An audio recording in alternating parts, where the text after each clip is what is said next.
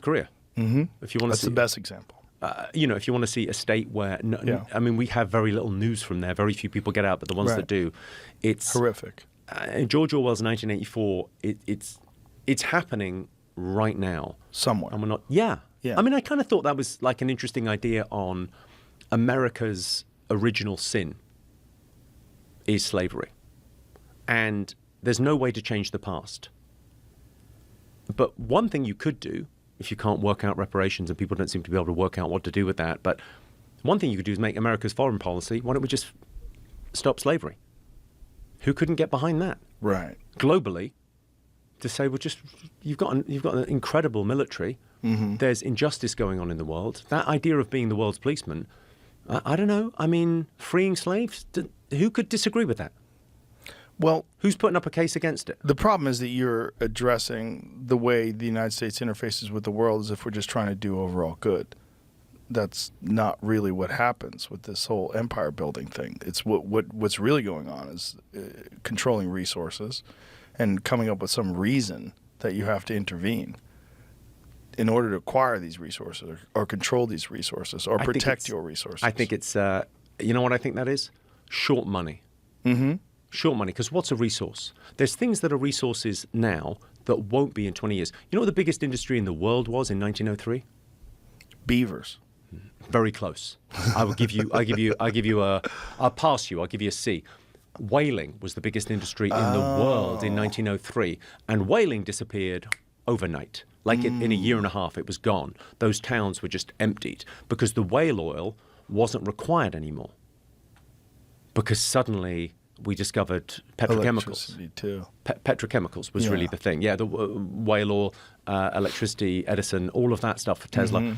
It's really interesting how that industry just fell away. It's like the story of horse manure in New York City. You know this? No. So horse manure, you know why the brownstones have got steps up to the front door? You ever wondered about that? Why is the ground floor not on the ground floor? Why is it up steps? Why?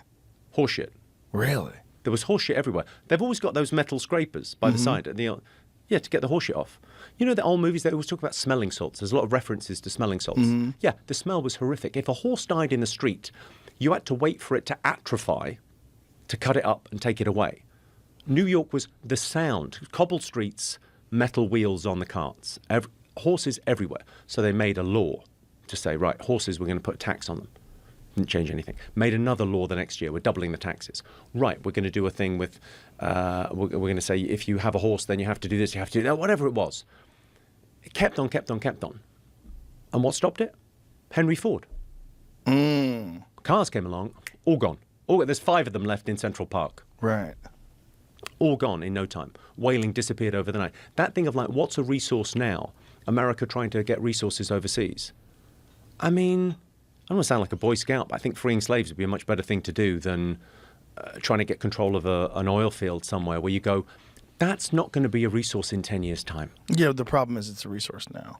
And it's a phenomenal one in terms of the amount of money that you could acquire. But I mean, cobalt wasn't a resource 20 years ago. Right. And now we really need cobalt. And suddenly, I mean, the things that are happening to get it are just horrific. Yeah. I had Siddharth Kara on the podcast. He's a journalist that went to the Congo to document this and brought back video footage. The Democratic Republic of Congo? Any country with democratic in the name, that's a fucking red flag, isn't it? That's a red flag. If they go, hey, we're democratic. Are you, though? Yeah. Are you? Yeah. It's hell on earth out there. It's happening right now. I think that thing of like people saying, well, I would go and make a difference. Well, there's stuff going on now if you want to get involved. Well, what's so ironic is that it's one of the most horrific conditions that human beings are imposed, that's imposed upon human beings, but yet it is required in order for you to have a cell phone and complain about the injustices of the world. Every single person that has one of these things, you have in it minerals that were carved out of the ground by people living in the most insane conditions. Child labor, slavery. I mean, slavery, and not just that, like people with babies on their back that are breathing in this cobalt dust, horrific health consequences, everything, all the above. Abject poverty, no electricity. I mean, here's like the big thing in the. I mean, again, gratitude. Go back to gratitude. We don't live there.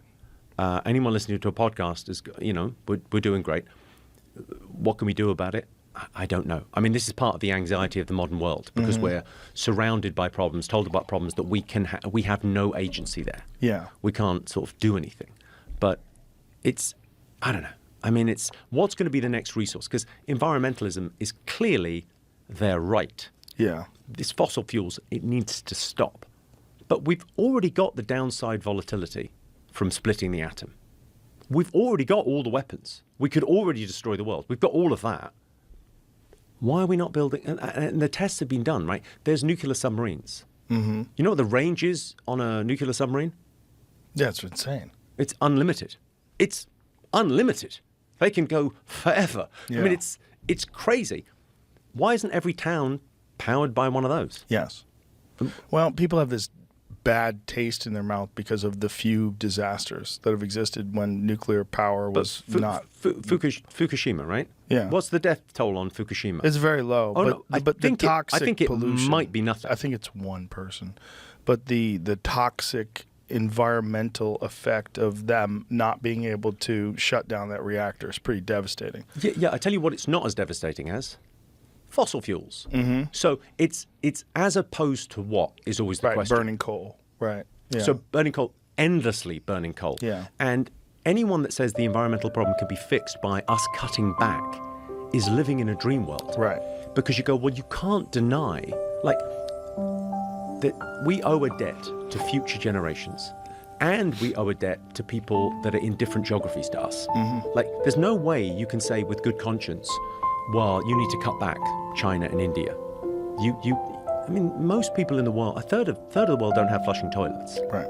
Like, they're living in poverty. Mm-hmm. So the idea that they won't need energy is insane. Insane. And we've nailed the technology, and we just never. We got nervous. But it's worse than that. Germany shut down their nuclear power plants.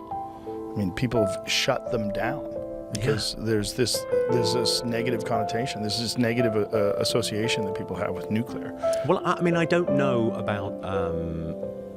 I'm not an expert, but Fukushima, I think, was a 40-year-old technology. Yes. There is new tech in that now. Yes.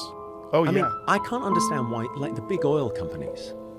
Why isn't someone, like, instead of just going, you've got to, every time there's an oil spill, you've got to clean up the seabirds better, or, the Gulf of Mexico disaster was horrific, what happened. Mm-hmm. You go, why don't you just say you've got to invest half of your profits in nuclear?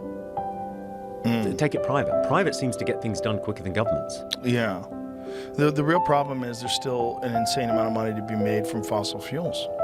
That there's a desire for it and there's a market for it, and people are already making money doing it. I don't know, though. But, okay, so if you want ants, put down sugar.